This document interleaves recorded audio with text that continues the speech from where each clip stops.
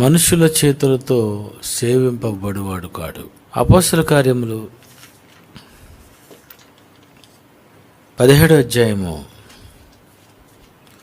అపోస్తలుల కార్యములు 17వ అధ్యాయము 25వ వచనము. ఆయన అందరికీ జీవమును ఊపిరిని సమస్తమును దయచేవాడు గనక తనకు ఏదైనాను కొదువ ఉన్నట్టు మనుష్యుల చేతులతో సేవింపబడేవాడు కాడు. ఈ అపోస్తల కార్యములు 17:25 వచనంలో పౌలు గారు మాట్లాడుతున్నటువంటి మాటల్లో ఈ మాట చాలా ఆలోచించవలసినటువంటి మాట. మనుషుల చేతులతో సేవింపబడువాడు కాడు అంటే దేవుని మనసులో ఉన్నటువంటి ఒక విషయాన్ని, దేవుడు ఎలాంటి వాడో, దేవుడు దేనిని స్వీకరిస్తాడో, దేవుడు దేనిని స్వీకరించడో, దేవుణ్ణి ఎలా మనిషి సేవించాలో అది పౌలు గారు మాట్లాడుతున్నారు. 25 మరొకసారి చదువుకుందాం. ఆయన అందరికీ జీవమును ఊపిరిని సమస్తమును దయచేయవాడు చెప్పేశాడండి. ఆయన అందరికీ జీవమును ఊపిరి. మనిషి బ్రతకడానికి జీవం ఉండాలి. మనిషి పీల్చుకోవడానికి అతనికి ఊపిరి ఉండాలి. జీవం కావాలి, ఊపిరి కావాలి. జీవం కావాలి, ఊపిరి కావాలి. ఈరోజు మనిషి బ్రతకాలి అంటే ఊపిరి ఉండాలి. ఈరోజు మనిషి బ్రతకాలంటే, అతను జీవంతో ఉండాలంటే జీవము, మానవునికి జీవము కావాలి. జీవము అది జీవము కావచ్చు, మొక్కల జీవము కావచ్చు, ఈ భూమి మీద ఉన్నటువంటి ఒక్కొక్క ఆహార పదార్థంలో ఉన్నటువంటి జీవము కావచ్చు. ఈరోజు మానవుడు ఎన్నో తింటున్నాడు. రకరకాలైనటువంటి ఆకుకూరలు, కాయగూరలు, మాంసాహారాలు, ఎన్ని రకాలైనటువంటి మానవుడు అనుభవిస్తున్నాడని మనం ఆలోచిస్తే సమస్తమును నేను దయచేశాను. సమస్తమును నేను దయచేసినప్పుడు, నా దగ్గర సమస్తము ఉన్నప్పుడు, నేను మీకు సమస్తాన్ని ఇచ్చినప్పుడు, పువ్వులు నేను ఇచ్చాను, కాయలు నేను ఇచ్చాను, మరి ఏవి మీరు నాకు ఇవ్వాలనుకున్నా ఇవన్నీ నేను మీకు ఇచ్చాను. మీ దగ్గర మీరు అనుభవిస్తున్నవన్నీ నేనిచ్చినవి. అవి సమస్తం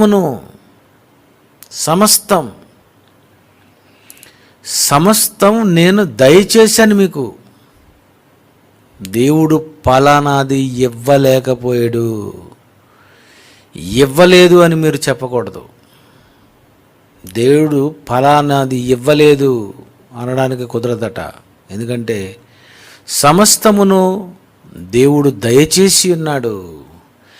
ఆయనే అన్నీ ఇచ్చాడు. ఆయన మీకు అన్నీ ఇచ్చినప్పుడు, సమస్తమును ఆయన జీవమును ఊపిరి సమస్తమును దయచేసినప్పుడు, మనుషులుగా ఈ మనుషుల చేతులతో నేను ఏమి సేవించాలని నేను అనుకుంటాను. నీ చేతితో నువ్వు నాకు ఏమి ఇవ్వాలనుకుంటున్నావు? పండ, కాయ, ఏమిస్తావు? పాల, బంగారమా, వెండ, వజ్రాల, ఏమిస్తావు? నాకు మీ నుండి ఏం కావాలని నేను కోరుకున్నాను, నేను మీ నుండి ఏవైనా కావాలని కోరుకున్నానా అంటే సమస్తమును నేనే ఇచ్చినప్పుడు మనుష్యుల చేతులతో నేను సేవింపబడువాడను కాను. ఇది యావత్తు ప్రపంచంలో మనుషులకు అర్థం అవ్వక దేవునికి ఏదో ఒకటి ఇచ్చి దేవుణ్ణి నేను సేవిస్తాను అని మనిషి అనుకుంటాడు. దేవునికి ఏదో ఒకటి ఇచ్చి, మానవులు దేవుని దగ్గరకు వస్తే ఏదో ఇవ్వాలి అనుకుంటారు. ఆ దేవునికి పలానాది నేను ఇస్తే దేవుడు నన్ను ఇష్టపడతాడు, ఆయన కోరుకుంటాడు అని మనిషి అనుకుంటున్నాడు. కానీ ఈ వచనంలో మనం లోకంలో మనుషులు చేసిన దానికి దేవుడు ఈ వచనంలో రాసినటువంటి ఈ మాటను బట్టి మనకు అర్థమైపోవాలి. మనుష్యుల చేతులతో నేను సేవింపబడువాడను కాను. ఏమిస్తారు నా గురించి? ఏమిచ్చి నన్ను సాటిస్ఫై చేస్తారు? మీరు ఏదిస్తే అది నేను పుచ్చుకోవాలి. మీ దగ్గర ఏముందని ఇవ్వడానికి? నేను ఇచ్చినవే కదా, నేనే కదా అన్నీ మీకు నేను ఇచ్చాను. నేనే అన్నీ ఇచ్చినప్పుడు, సమస్తమును దయచేసినప్పుడు మనుషుల చేతులతో నేను సేవింపబడతానని మీరు ఎలాగనుకుంటున్నారు? ఇది పౌలు గారు చెప్పేశారు డైరెక్ట్గా. మనుషుల చేతులతో సేవింపబడేవాడు కాడు. ఇంతవరకు మీరు ఏమైనా ఆలోచించారో ఒకసారి మీరు ఆలోచించండి. దేవునికి నువ్వేమి ఇవ్వాలి? దేవుణ్ణి నువ్వు ఎలా సేవించాలి? నీ చేతులతో ఏదైనా ఇస్తే దేవుడు సేవింపబడుతున్నాడా? నువ్వు చేతులతో ఇచ్చేది దేవుడు సేవిస్తాడా, స్వీకరిస్తాడా? పిల్లరా, ఏమిస్తాడు అసలు మనిషి? దీని గురించి ఒక మంచి వచనం మనం చూద్దాం. మీకా గ్రంథము 6వ అధ్యాయము 6, 7, 8 వచనములు. మీకా గ్రంథము 6వ అధ్యాయము 6, 7, 8 వచనములండి. ఏమి తీసుకొని వచ్చి నేను యెహోవాను దర్శింతును. చూడండి, ఈయన భలే మాట్లాడుతున్నాడు. ఈయన ఏమి తీసుకొని వచ్చి నేను యెహోవాను దర్శింతును. నేను ఏది ఇచ్చి దేవుణ్ణి నేను చూస్తాను. ఎలా నేను దర్శిస్తాను దేవుణ్ణి? ఏమిస్తే ఆయన నాకు కనిపిస్తాడు? ఫలానా ఇస్తే నేను చూడగలనా? ఆయన ఆలోచిస్తున్నాడు. నేను కూడా అదే ఆలోచిస్తున్నాను. అందుకే ఈ టైటిల్ వేశాను. నేను అదే ఆలోచిస్తున్నాను. ఏమిచ్చి ఆయనను నేను దర్శిస్తాను? ఏమి తీసుకొని వచ్చి మహోన్నతుడైన దేవుని సన్నిధిని నమస్కారము చేతును. ఆయన అంటున్నాడు, ఏమిచ్చి నేను నమస్కారం చేస్తాను? మీరు ఎప్పుడైనా ఆలోచించారా? మీరు ఏమిచ్చి నేను ఆయనకు నమస్కారం చేస్తాను? ఏమిస్తారు? ఏమి తీసుకొని వచ్చి ఆయనకు నేను నమస్కారం చేస్తాను? మనుషుల చేతులతో సేవింపబడువాడు కాదు కదా. మనుషుల చేతులతో ఆయన సేవింపబడువాడు కానప్పుడు నేను ఏమిస్తాను? ఆలోచించారా? ఏమిస్తారు మీరు అని మళ్ళీ కింద ఆయన మాట్లాడుతున్నాడు. ఏమని? దహన బలులను, ఏడాది దూడలను అర్పించి దర్శింతునా. దహన బలులను, ఏడాది దూడలను నేను అర్పించి దర్శింతున. ఎన్ని ఏమి ఇవ్వాలి? దహన బలులు ఇవ్వాలి. నేను దహన బలులు ఏవేవి? దహన బలులు. ఆ దహన బలులో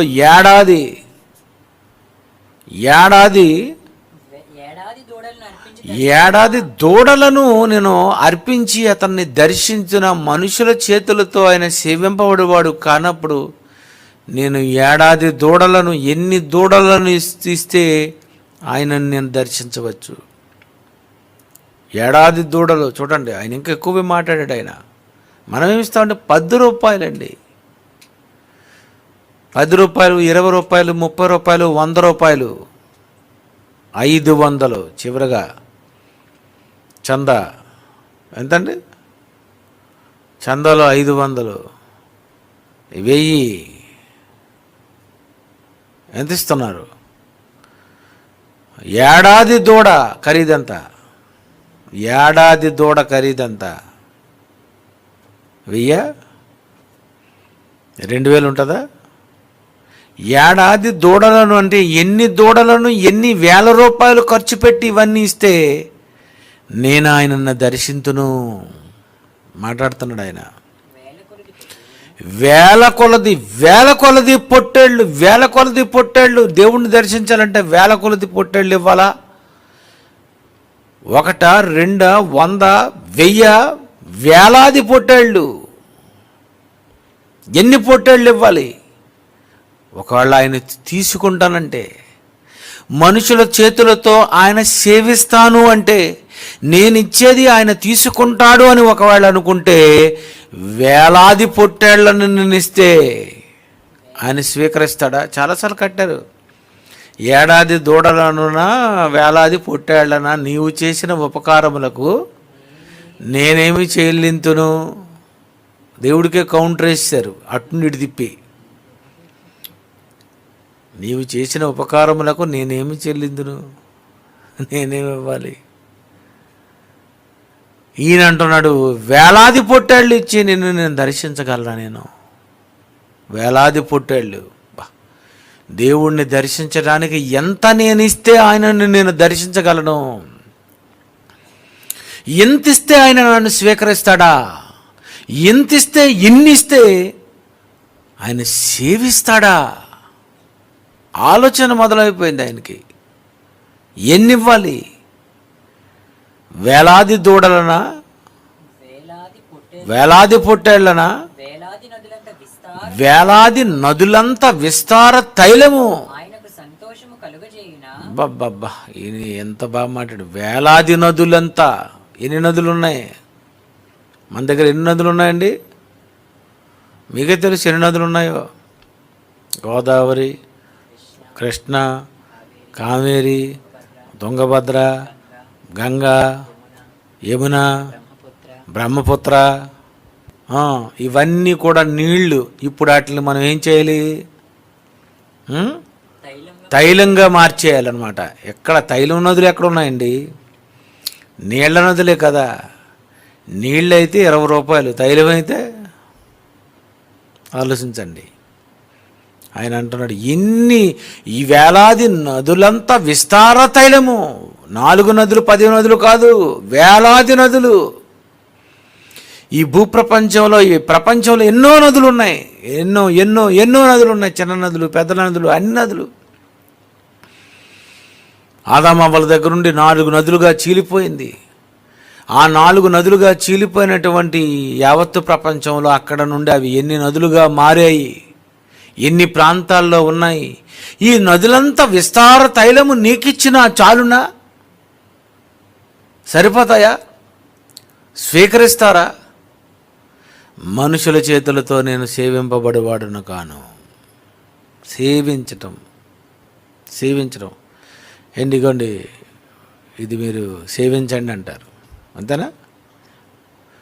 ఏదో ఒకటి ఇచ్చి ఏమంటారు? సేవించండి. దేవుడు అంటున్నాడు, మనుషుల చేతులతో సేవింపబడేవాడును కాను. నాకేమీ లేదని మీరు నాకు ఇస్తారు. నేను కదా మీకు నేను ఇచ్చాను. ఇవన్నీ నేనే కదా మీకు ఇచ్చాను. పిల్లరా, ఆయన అంటున్నాడు, ఎలా సేవించాలి? అయితే దేవుణ్ణి ఎలా సేవించాలి? మనుషుల చేతులతో సేవింపబడు కాకపోతే అయితే దేవుడు ఏమైనా సేవిస్తాడా? ఆయన ఏమైనా చెప్పాడా అని మనం ఆలోచిస్తే, కీర్తన గ్రంథము 102వ వచనం చూద్దామండి. కీర్తన గ్రంథము 102వ వచనం. సంతోషముతో యెహోవాను సేవించుడి. సంతోషముతో యెహోవాను సేవించండి. అయితే మీరు ఒక పని చేయండి, మనుష్యుల చేతులతో నేను సేవింపబడేవాడను కానగనక ఏమిచ్చి నన్ను మీరు సంతోషపరచగలరు? ఏమిస్తే నేను మీ దగ్గర తీసుకొని సేవించగలను? అసలు సేవించను అని చెప్తున్నానా నేను? చేతులతో మీరు ఇచ్చేది నేను సేవించనంటున్నానా? మీ చేతులతో ఇచ్చేది ఏమిస్తారు మీరు? విస్తార తైలం ఇస్తారా? బంగారం ఇస్తారా? పొట్టేళ్ళు ఇస్తారా? దూడలను ఇస్తారా? ఏమిస్తారు? నన్ను సేవించాలని మీరు అనుకుంటే సంతోషముతో యెహోవాను సేవించుడి, ఉత్సాహగానము చేయుచు ఆయన సన్నిధికి రండి. ఆయన సన్నిధికి రండి. రండి, మీరు ఆయన దగ్గర రండి. దేవుడు అంటున్నాడు, ఉత్సాహముతో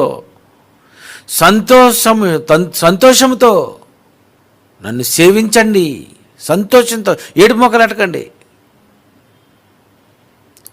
ఏడుపు మొక్కలు అది పెట్టకండి. ఉత్సాహగానము, ఏడుపు పాటలు కూడా పాడకండి. సరే, నేను ఎప్పుడైనా ఏడుపు పాట చేయాలంటే నాకు ఎందుకో ఈ మాటలు గుర్తొచ్చి ఇంక మళ్ళీ ఆ ఏడుపు వైలన్లు వాయించడానికి, ఆ ఏడుపు రాగాలు కట్టాలంటే ఎందుకో నాకు ఫీల్ అనిపిస్తుంది. అంటే ఆయనకు కూడా ఈ టైపు నచ్చదేమో అనిపిస్తుంది. మీకు నచ్చుతాయి సాడ్ సాంగ్స్. ఆయన అంటున్నాడు ఉత్సాహగానం చేయండి. ఉత్సాహగానము చేయుచు ఆయన సన్నిధికి రండి. సన్నిధికి రండి, నా దగ్గరకు రండి. ఏదో ఇచ్చేద్దాం అనుకుంటారేటి? ఏదో పంపించేద్దాం అనుకుంటారేటి? ఏదో మీరు ఇచ్చేస్తే తీసుకోవాలనుకుంటున్నారేటి? మీరు రండి, నా సన్నిధికి రండి. నా సన్నిధికి రండి. 4వ వచనం, కృతజ్ఞతార్పణము చెల్లించుచు ఆయన గుమ్మములలో ప్రవేశించుడి, కీర్తనలు పాడుచు ఆయన ఆవరణములలో పాడుచు రోడ్డు మీద నుండి పాడుకొని గుమ్మలోకి రావాలట. చూడండి, ఇక్కడికి వచ్చి పాడడం కాదు, అసలు ఎక్కడికి వచ్చే పాడము మనం కదండి. మనం ఎవ్వరం పాడమండి, నోరు అసలు మెదపు, గట్టిగా పాడరు. వేరే చర్చల్లో చూడండి, వాళ్ళ పాడుతుంటే బయటకు కూడా వినిపిస్తుంది. మీరు ఎందుకు పాడరు అలాగా? మీకు తెలియదు కనుక మీరు పాడరు అంతే. మీకు తెలియదు, మీకు అంతా తెలుసు అనుకుంటారు. మీకు తెలియదు. తెలిసినవాడు చేస్తాడు, తెలియనివాడు చేయడు, ఇంతే. మీకు తెలియదు. ఉత్సాహగానము చేయుచు ఆయన సన్నిధికి రండి. కృతజ్ఞతార్పణలు చెల్లించి ఆయన గుమ్మములో ప్రవేశించి కీర్తనలు పాడుచు రండి ఉత్సాహించి పాడుదము. అప్పుడే పుట్టింది ఈ పాట. ఉత్సాహగానము చేయించు మనం ప్రవేశించాలి. ఉత్సాహగానము, ఎక్కడ ఉత్సాహగానం? ఆటో దిగినప్పుడు పోనీ ఏమైనా ఉత్సాహగానంతో వస్తావా? అసలు మనిషి ముఖంలో చూడగానే టెన్షన్ మొదలైపోద్ది, లేట్ అయిపోయినేమో అని. ఎక్కడ ఉత్సాహం ఉంది? టెన్షన్ ఉంది.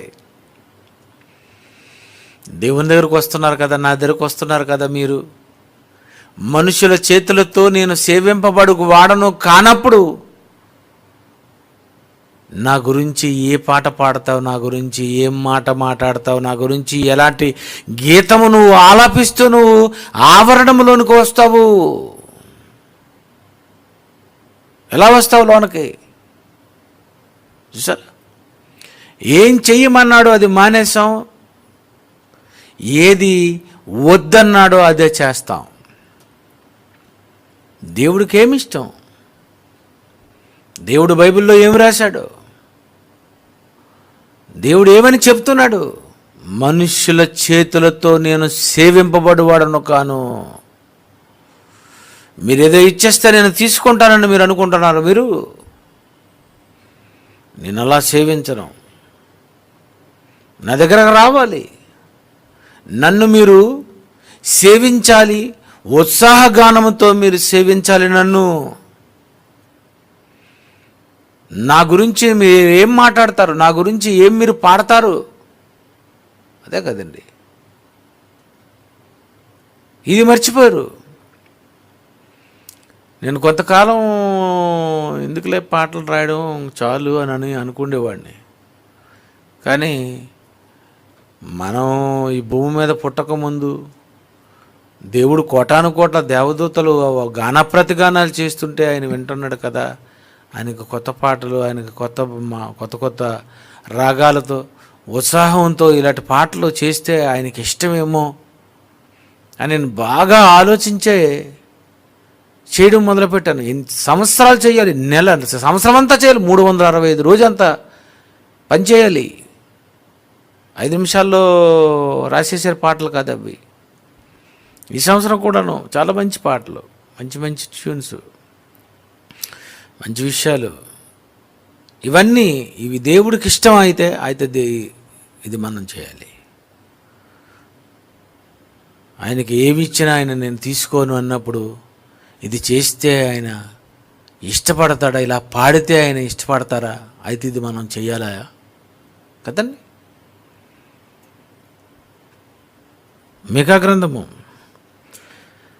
6వ అధ్యాయము 8వ వచనం చూడండి ఒకసారి. 6వ అధ్యాయము 8వ వచనము. మనుష్యుడా ఏది ఉత్తమమో అది నీకు తెలియజేయబడి ఉన్నది. దేవుడు అంటున్నాడు ఏది ఉత్తమమో. ఏం తీసుకుంటాడు, ఏది మంచిది, ఏది ఉత్తమమో అది నీకు తెలియజేయబడి ఉన్నది. అంటే దేవుడు ఏది సేవిస్తాడో అది దేవుడు చెప్పాడట. ఏది ఉత్తమమో అది నీకు తెలియజేయబడి ఉన్నది. న్యాయంగా నడుచుకో. క్యాండిల్స్ కదండి. క్రైస్తవులు ఏం చేస్తారండి, కొవ్వొత్తులు. కొన్ని చర్చెస్కి వెళ్ళారనుకోండి, రోమన్ క్యాథలిక్ చర్చెస్కి ఏం చేస్తారండి, కొవ్వొత్తులు. ఎందుకు కొవ్వొత్తులు? మీకు రోజు 20 కొవ్వొత్తులు, 50 కొవ్వొత్తులు కానీ వెలిగించామనుకో మరి ఇంకా అక్కడ ఉండలేరు. ఎందుకు కొవ్వొత్తులు? అరటిపళ్ళు, యాపిల్ పండు కంటే ఖరీదు తక్కువ కదా. పెడ 60 రూపాయలు. అమ్మ భలేగా ఉంది చూసారా. అరటిపళ్ళు ఇవన్నీ ఇచ్చేస్తే నేను తీసుకుంటాను అనుకుంటున్నారా? మీ మనుషుల చేతులతో నేను సేవింపబడేవాడని అనుకుంటున్నారా? ఏది ఉత్తమమో అది నేను మీకు తెలియజేశాను. అది మీరు ఆలోచించలేదు. అది పౌలు ఆలోచించాడు, అది మీకా ఆలోచించాడు. ఏది ఉత్తమమో అది మీకు తెలియజేసి ఉన్నాడు. న్యాయంగా మీరు నడుచుకోండి. న్యాయంగా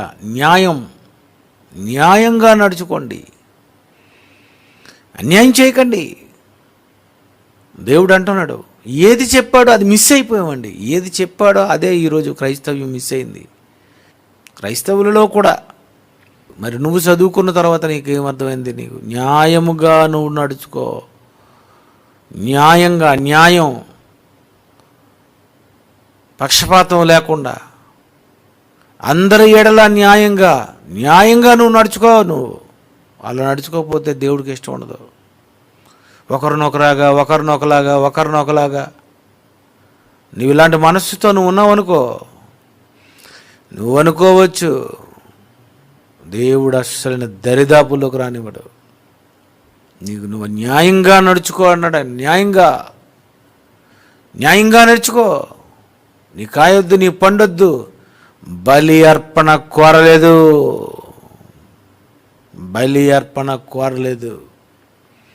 పొట్టేళ్ళు ఇవన్నీ నేను కోరలేదు.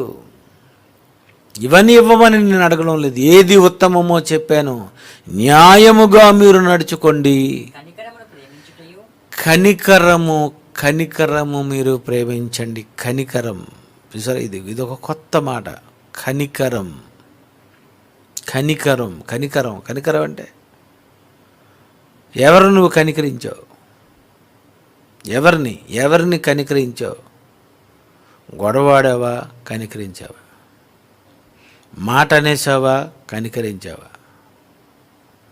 ఏం మాటలు మాట్లాడావు? ఎలా కనికరించావు చూసారా. పండు ఇవ్వగలము, కాయ ఇవ్వగలము, ఏదైనా ఇవ్వగలం. ఏంటి చెప్పండి, ఎంత కావాలంటే ఎంత ఇవ్వగలను, కానండి నేను మాత్రం ఇంకా నేను క్షమించలేనండి. అదే అదే అదే అదే కావాలి నాకు అదే కావాలి. నువ్వేదైతే చేయలేనంటున్నావో అది నేను కోరుతున్నాను. కనికరమనే కోరుచున్నాను కానీ బలిని కోరువాడను కాను. అది కూడా ఆయన చెప్పాడు. చూడండి ఒకసారి బైబిల్లో చూద్దాం.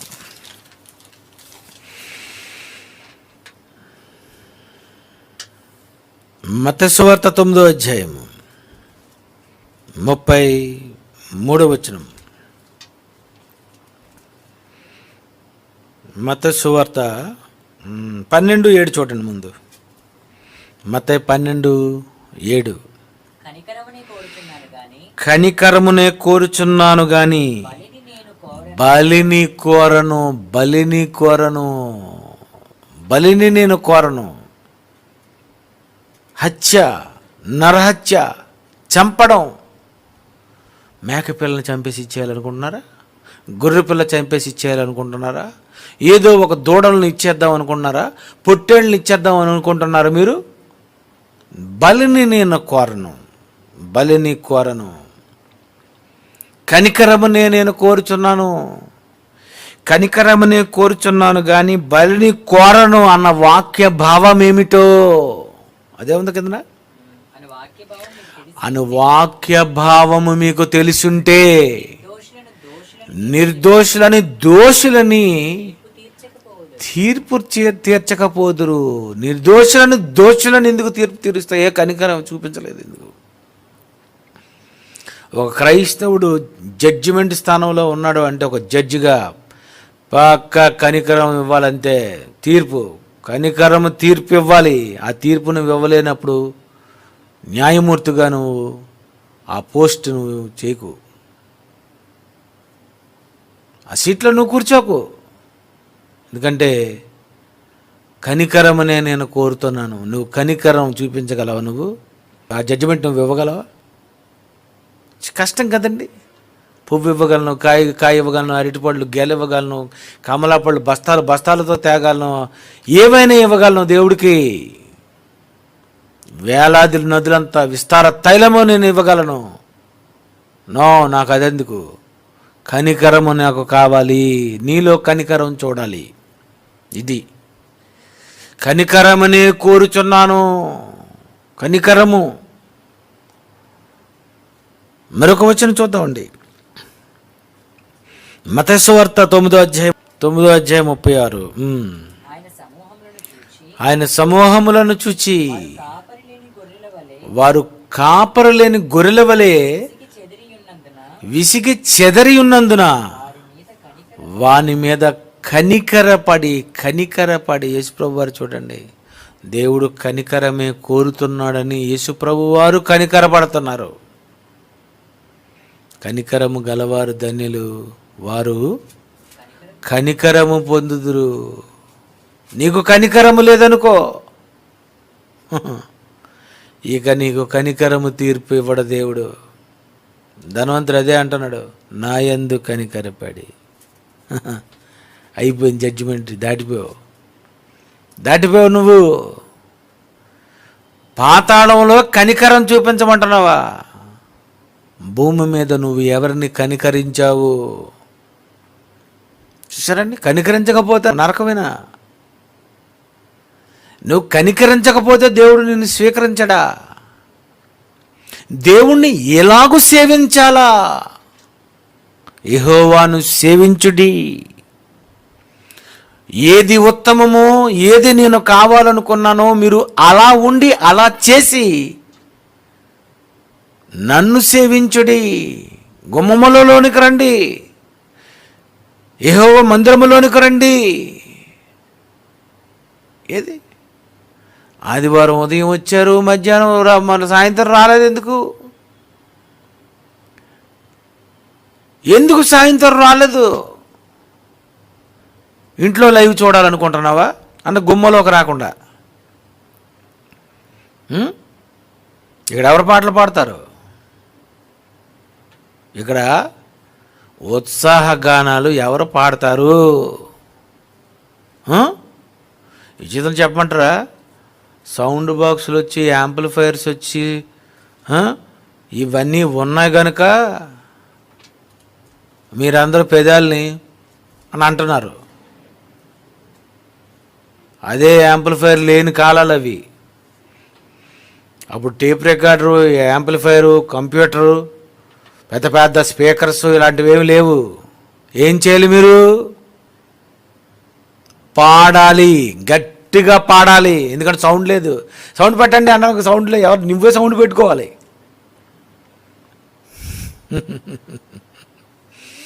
అది తెలివితేటలు కదండి మనకి.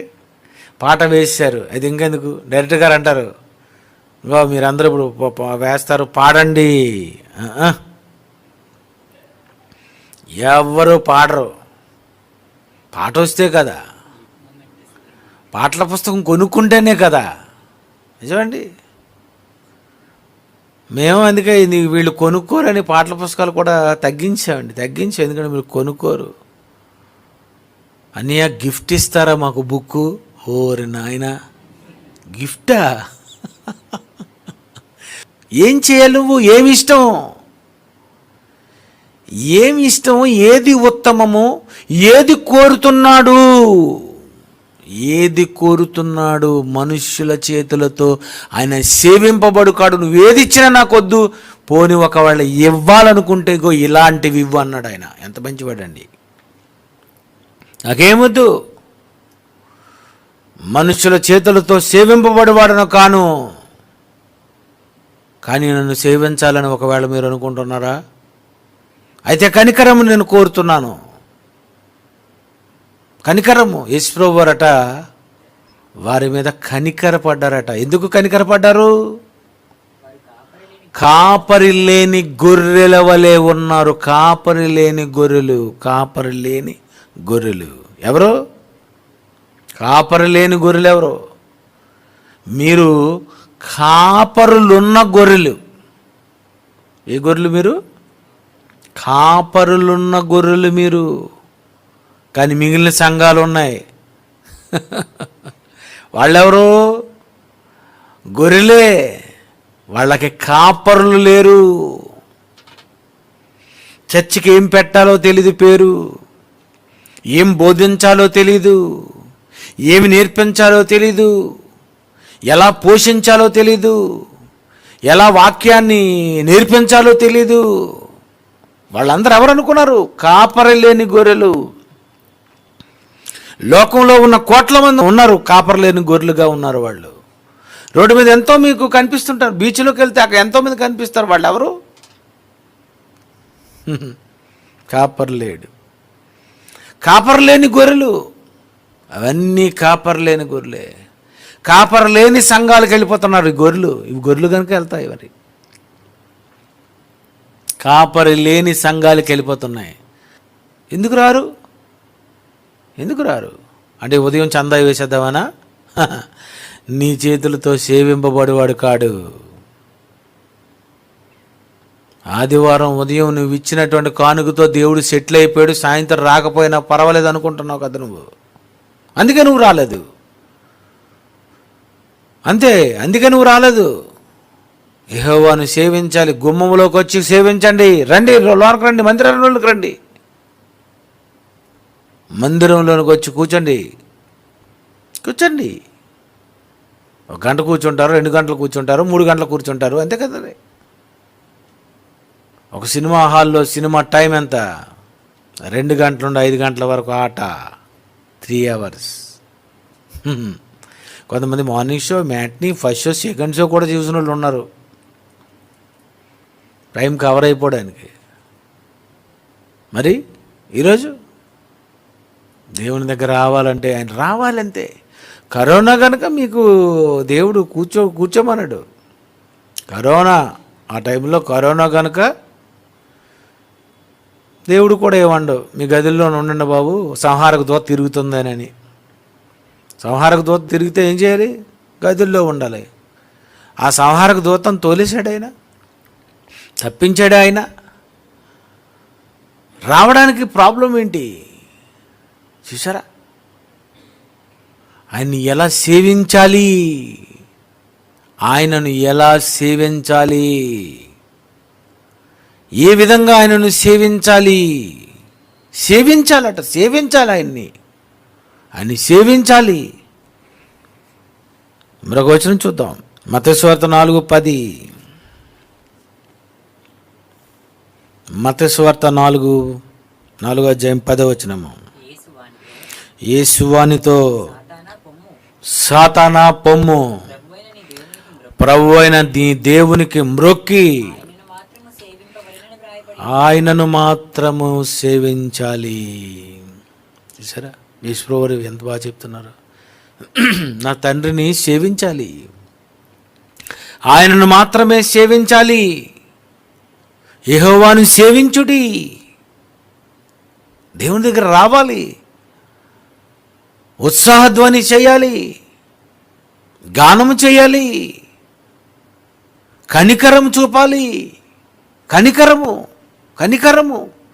అమ్మ బాగున్నారా, వచ్చారా, అమ్మ కూర్చోండి అమ్మ ఇక్కడ, ఇంకా ఈరోజు మనం క్లాస్ చెప్పుకుందాం, మంచి మాటలు మనం చెప్పుకుందాం. ఎలా ఉండాలండి, ఎలా ఉండాలి? కనికరం. ఎలా ఉంది నీ ప్రవర్తన? కనికరంగా ఉందా, చిరాగ్గా ఏమైనా ఉందా? చిరాకు ఉందా నీకు? అది ఇంట్లో పిల్లల మీద చూపించుకో చిరాకు. నువ్వు ఇంట్లో ఉన్న పిల్లల మీద చూపించుకో చిరాకు. వీళ్ళ మీద చిరాకు ఏంటి నీకు అసలు ఏమీ తెలీదు.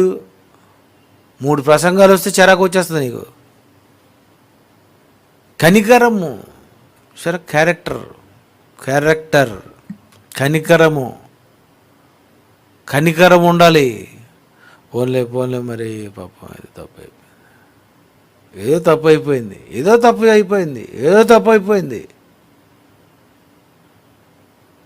మొదటిసారి కనుక క్షమించాను, రెండోసారి ఇక నేను క్షమించనని సినిమా డైలాగులు కొట్టావు అనుకో. బైబిల్లో ఉన్నదండి. బైబిల్లో దేవుడికి ఏమి ఇష్టం, నేను అదే వెతుకుతా. ఆయనకి ఏమి ఇష్టం అది మనం చేయాలి. ముందు ఆయనకి ఏమి ఇష్టం తెలుసుకోవాలి కదా, తెలుసుకున్న తర్వాత చేద్దాం. ముందు ఏమి ఇష్టం అన్నది కూడా నువ్వు తెలుసుకోకుండా, ఆయన మనుష్యుల చేతులతో సేవింపబడేవాడు కాడు. పౌలు గారు చెప్పారు, లోకా గారు రాశారు. పౌలు గారు అంటున్నారు, మనుష్యుల చేతులతో సేవింపబడేవాడు కాడు. కనుక ఆయనకి ఏమి ఇవ్వాలి, ఏం చేయాలి? హోషేయ 6వ అధ్యాయము 6వ వచనంలో దేవుడు అంటున్నాడు డైరెక్ట్గా. 4 నుండి చదివితే మీకు అర్థమవుతుంది, కానీ 6 చదవండి. నేను బలిని కోరను గాని కనికరమునే కోరుచున్నాను. దహన బలుల కంటే దేవుని గూర్చిన జ్ఞానము నాకిష్టమైనది. దేవుడు అంటున్నాడు, దేవుని గూర్చిన జ్ఞానము నాకిష్టమైనది. దహన బలుల కంటే దేవుని గూర్చిన జ్ఞానము నువ్వు నేర్చుకున్నావా? అయితే నువ్వు నాకు ఇష్టం. దేవుని గూర్చిన జ్ఞానము నేర్చుకుంటే నువ్వు నాకు ఇష్టము. లోక జ్ఞానం నేర్చుకుంటే నువ్వు నాకు ఇష్టం లేదు. ఏమి నేర్పించాలి పిల్లలకి? నువ్వేం నేర్చుకోవాలి? దేవుడు అంటున్నాడు, కనికరము నేను బలిని కోరను. శిక్షించాలి, దండించాలి, చంపేయాలి, ఇది నేను కోరను. ఇదే కదండి ఉగ్రవాదులు, అదే వాళ్ళు కోరుకుంటున్నారు. ఓ మనిషిని చంపాలి, అదే వాళ్ళు కోరుకున్నారు. కనికరము లేనివాడు కనికరము తీర్పు పొందుతున్నారు, చచ్చిపోతున్నారు వాళ్ళు కనికరము లేకపోవటం వల్ల. నేను బలిని కోరువాడను కాను, దహన బలుల కంటే దేవుని గూర్చిన జ్ఞానము నాకిష్టమైనది. నీకిష్టమైనది కావాలి దేవునికి. బలి అర్పణ కోరలేదు దేవుడు అని రాసిన పాట.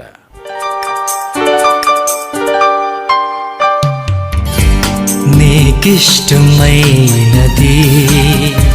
కావాలి దేవునికి, బలి అర్పణ కోరలేదు దేవుడు, బలి అర్పణ కోరలేదు దేవుడు.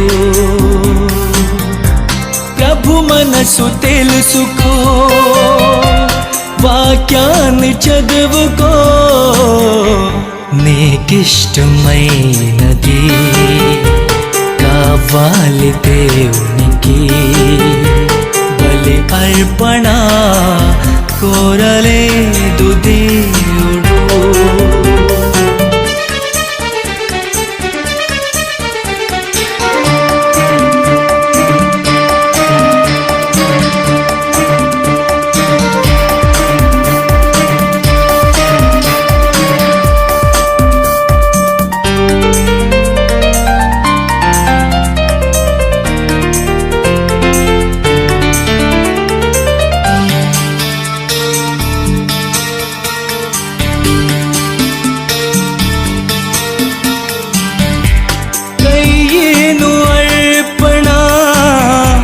తెచ్చాడు దేవునికి, హేబేలు అర్పణ నచ్చింది దేవునికి.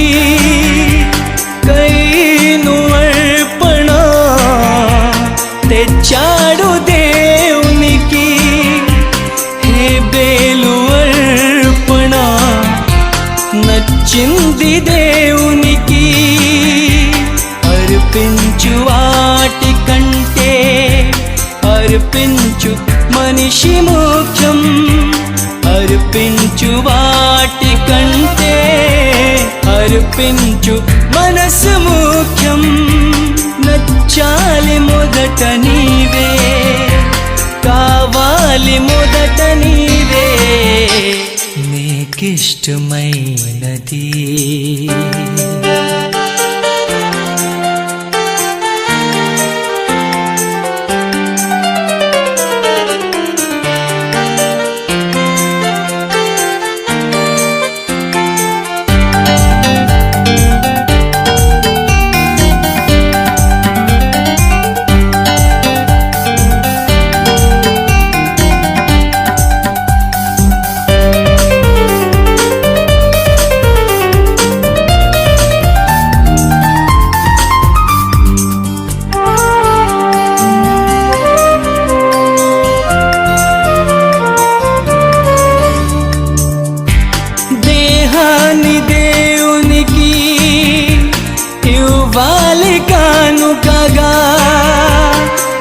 క్రీస్తువలె దేహం కావాలి యాగముగా, దేహాన్ని దేవునికి ఇవ్వాలి కానుకగా. క్రీస్తువలె దేహం కావాలి యాగముగా. నీ ధనము ధాన్యము కంటే ఒక పాపి మార్పు ముఖ్యం. నీ ధనము ధాన్యము కంటే ఒక పాపి మార్పు ముఖ్యం. ప్రకటించు క్రీస్తు కొరకే, మరణించు పాపి కొరకే. నీకిష్టమైనది కావాలి దేవునికి. బలి అర్పణ కోరలేదు దేవుడు, బలి అర్పణ కోరలేదు దేవుడు.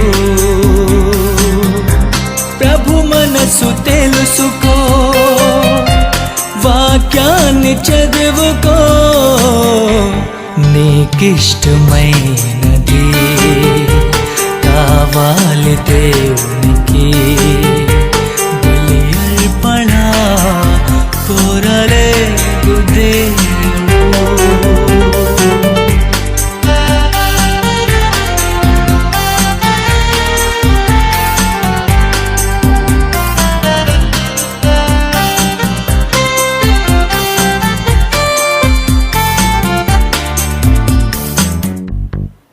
చూసారా, చాలామంది పాడుకుంటుంటారు ఈ పాట. ఈ వాక్యం చదివితే నాకు అనిపించింది, దహన బలుల కంటే దేవుడి గురించిన జ్ఞానము నాకిష్టమైనది, నీకిష్టమైనది కావాలి. దేవునికి ఇష్టమైనది, దేవుని జ్ఞానం నువ్వు నేర్చుకోవాలి. మనుషులందరూ సత్యమును గూర్చిన అనుభవ జ్ఞానము గలవారై ఉండవలనని ఆయన కోరుతున్నాడు. అంతేనా? 1 తిమోతి 2:4, 1 తిమోతి 2:4 మనుష్యులందరూ రక్షణ పొందాలి. ఇగో నేను ఇది కోరుతున్నాను, ఈ కోరిక తీరుస్తారా? సువార్త చెప్తారా? వాళ్ళు కొడతారు, తిడతారు, ఏదో అంటారు, వెళ్ళడం మానేస్తారా? వాళ్ళ మీద కనికర పడతారా? మనుషులందరూ రక్షణ పొంది సత్యమును గూర్చిన అనుభవ జ్ఞానము గలవారై ఉండవలనని, సత్యమును గూర్చిన అనుభవ జ్ఞానము. బైబిల్ నేర్చుకోవాలి. నేర్చుకుంటావు? నువ్వు నేర్చుకుంటావా పిల్లరా? పూర్తిగా వచ్చా? అన్ని పాఠాలు తెలుసా? ఒక 5 పాఠాలు తెలుసా? దేవుడికి ఏమి ఇష్టం? దేవుడు ఏమి కోరుతున్నాడు? దేవుని గూర్చిన జ్ఞానము నాకు ఇష్టము. నిజమండి, దేవుడికి అదే ఇష్టం. నా కొడుకుకి అందుకే లోక జ్ఞానం వేరేది అన్నారని తీసిపడేసానంతే. లోక జ్ఞానం లేదు, బడి లేదు, ఏం లేదు. తీసేయి చూద్దాం ఏమవుతుందో. అందరూ చదివి ఏం చేశారు, వీడు చదవకుండా ఏం చేస్తాడో చూద్దాం అని వేరేది అన్నాడు. మనం సైడ్ నుండి ఉత్తినే అని అన్నాం అనుకోండి, ఎలా ఉంటుందండి? కోపం వచ్చిందా? ఏది కోరుతున్నాడు ఆయన? ఏమి కోరాడు? నువ్వేం చేశావు? దేనితో ఆయన సేవించడన్నాడు? ఎలా సేవించాలని అన్నాడు? దేనితో సేవించడు?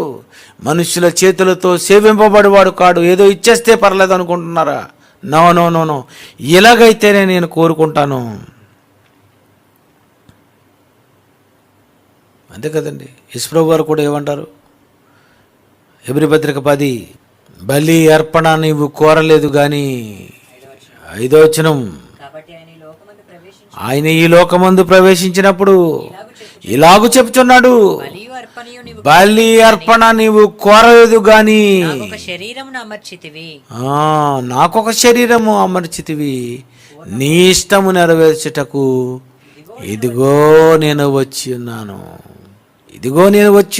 నీ ఇష్టం నెరవేర్చుటకు ఇదిగో నేను వచ్చాను. నీ కోరిక తీర్చడానికి ఇదిగో నేను వచ్చాను. నీవేది కోరువాడువు? కనికరము కోరుతున్నావా? అయితే నేను కనికరము ప్రాక్టీస్ చేస్తాను. నీకేమి ఇష్టమో అది నేను నేర్చుకుంటాను. నీకేది ఇష్టమో అది నేను రాస్తాను, చేస్తాను, చెబుతాను, ప్రవర్తిస్తాను, నడుచుకుంటాను కదండి. ఎవరైనా ఫోన్ చేశారనుకోండి, గేర సమాధానం ఇస్తారు అప్పుడప్పుడు ఫోన్లో దగ్గర ఉన్నోళ్ళు, తెలుసా? మరి ఎలా ఉంటుందంటే అవతలోడు దెబ్బతో ఇక జీవితం నెంబర్ కూడా మర్చిపోతారనమాట, తెలుసా? వాళ్ళు మాకు పంపిస్తారు, ఏమండి ఇగో వీళ్ళు ఇలా మాట్లాడారండి, వాయిస్ మెసేజ్ తిరిగి మాకే పెట్టేస్తుంటారు. తప్పు కదండి. రిసీవింగ్ ఎలా ఉండాలి?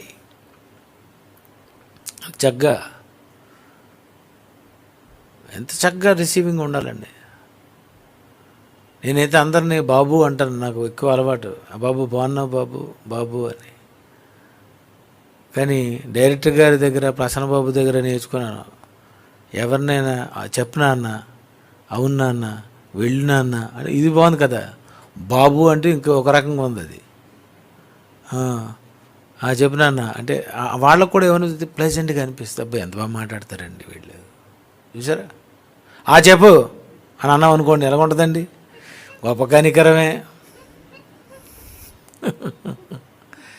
కొన్ని మనకు తెలియదు, కొన్ని మనం నేర్చుకోవాలి, కొన్ని మనం తెలుసుకోవాలి. కొంత టైం పడుతుంది. బైబిల్లో ఏముందో అది నువ్వు చేసిన నాడు ఆయన చాలా ఇష్టపడతాడు. ఆయన నాకు ఇది ఇష్టం, అది నువ్వు చేశావు, అయిపోయింది అంతే. కనుక ప్రియమైన దేవుని పిల్లరా, మనుషులు ఏది ఇచ్చినా వాటితో నేను తృప్తి పొందను, సమస్తమును నావే. ఏమిచ్చి నన్ను సేవిస్తారు మీరు? ఏం చెప్పి మీరు చేసి నన్ను సేవిస్తారు? నిర్ణయించుకోండి, ఏది ఉత్తమమో నీ ముందు ఉన్నదని చెప్పాడు. కళ్ళు మూసుకోండి. ప్రేమగల మా తండ్రి, మా ఏడల్లో కూడా మీరు కనికరం చూపిస్తున్నారు కనుకనే మేము ఇంకా బ్రతికి ఉన్నాం. మీ కుమారుడైన యేసు భూమి మీదకు వచ్చినప్పుడు ఆయన కనికరమే. పరిశుద్ధాత్మ దేవుడు కూడా మాకు ప్రార్థన చేయడం రాక మమ్మల్ని మా గురించి మరి విజ్ఞాపనలు మీకు చేస్తున్నారంటే మీరంతా కూడా కనికరమే కోరేవాడు. మేము కూడా అదే కోరుకోవాలి, మేము అదే నేర్చుకోవాలి. మేము అలాగే ఒకరినొకరు క్షమించుకోవాలి. కనికరము గలవారు ధనుల వారు కనికరము పొందుదురు. చనిపోయిన తర్వాత ధనవంతులకు లేని కనికరము, ఇక్కడ మీ కొరకు మేము బతికితే మేము కనికరము పొందుతాం. కనికరమునే మీరు కోరుతున్నారు కనుక మీ పిల్లలు అవి నేర్చుకునేటట్లు సహాయం చేయండి. యేసుక్రీస్తు పేరటి ప్రార్థనకు సమర్పిస్తున్నాం తండ్రి. ఆమేన్.